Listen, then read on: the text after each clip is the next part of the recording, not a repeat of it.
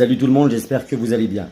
Pour celles et ceux qui ne me connaissent pas, Ismaël Boudjekada et je suis élu à Grand Charmont dans le Doubs. Il y a de ça quelques jours, j'ai fait des révélations sur un groupe extrémiste que j'ai réussi justement à infiltrer et je tenais aujourd'hui à vous faire un point d'étape.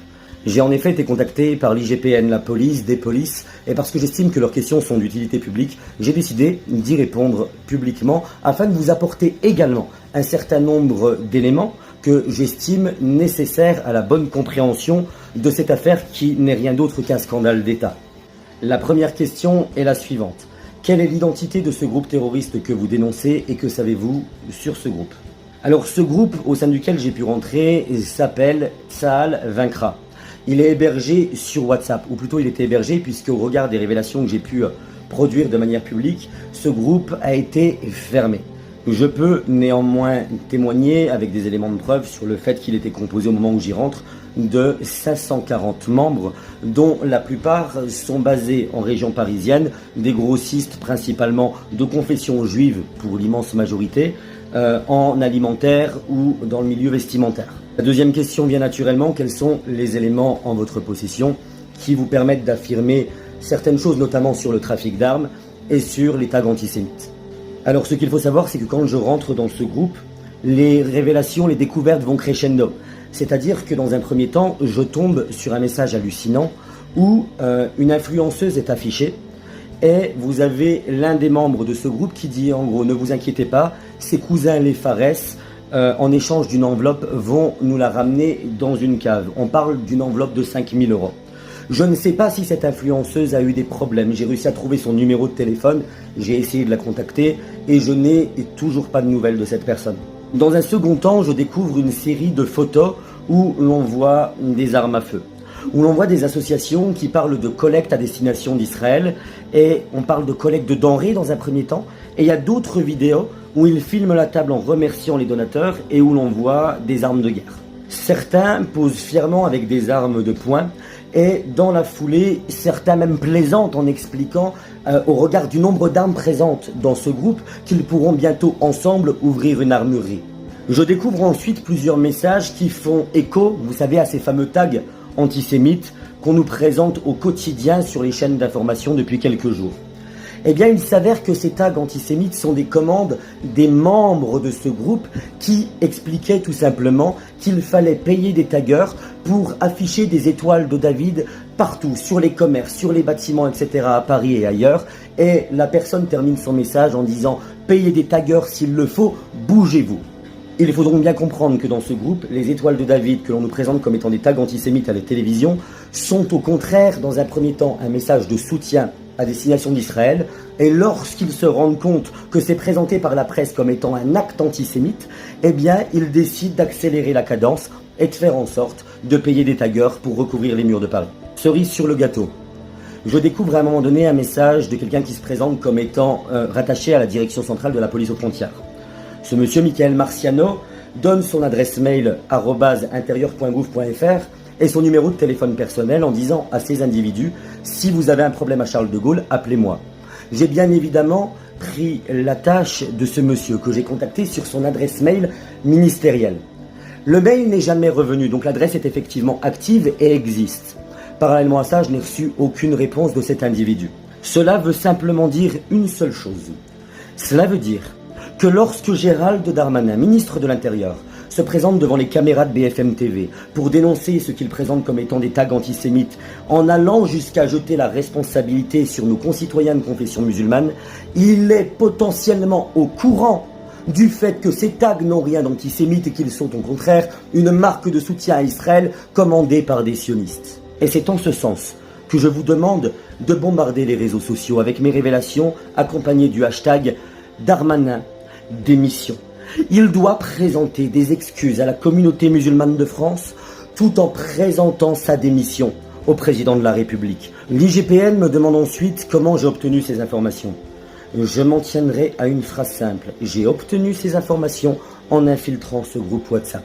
Vous n'avez pas besoin de savoir ni comment, ni de quelle manière, etc. On s'en tiendra à cette information. L'IGPN me demande enfin si j'ai été menacé par ces individus. Sans surprise, je ne vous apprends rien en disant que oui. Toutefois, c'est pas une surprise, je le savais avant même de parler, je savais dans quoi je mettais les pieds. J'en profite justement pour répondre à ces quelques vidéos qui circulent où certains me demandent d'arrêter, où certains vous demandent d'arrêter de partager ces révélations en expliquant que ça pourrait mettre ma sécurité en danger. Ma sécurité est aujourd'hui déjà remise en question, on soit bien d'accord.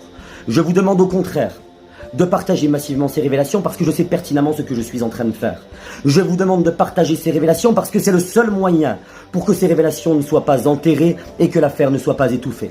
C'est aussi la raison pour laquelle j'ai décidé de parler publiquement, en même temps que les procédures que je mène en parallèle, notamment avec la saisine du parquet national antiterroriste. Enfin, je tiens à revenir sur quelques vidéos que j'ai pu voir tourner de deux policiers, notamment Noam Anwar, dont on ne connaît que trop bien la réputation, et également Abdoulaye Kanté, qui viennent expliquer d'un côté que c'est une tempête dans un verre d'eau, qu'il n'y a rien de crédible dans cette affaire, et de l'autre côté qu'il y a trop d'incohérences et que cette affaire serait totalement fausse.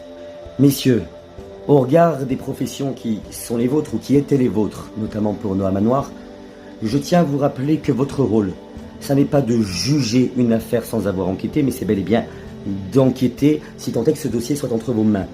À partir du moment où vous n'avez aucun élément, à partir du moment où vous n'êtes pas chargé de cette enquête, je vous demande un petit peu d'humilité parce qu'effectivement, j'ai tendance à me méfier véritablement de celles et ceux qui, agents de police, passent plus de temps sur les plateaux de télévision qu'à enquêter sur le terrain alors même que vous êtes payé avec nos impôts.